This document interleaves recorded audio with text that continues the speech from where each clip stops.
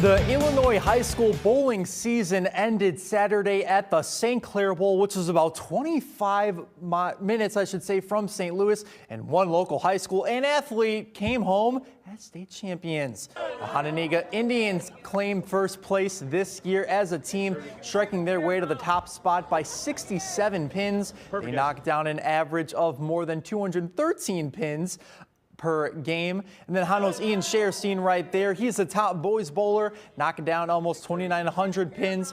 And those weren't the only local bowlers with a top finish. Harlem's Benjamin Dahl finished in fifth with 223 plus pins per game, and Sycamore's Brian Weigel placing 16th with almost 217 pins knocked down.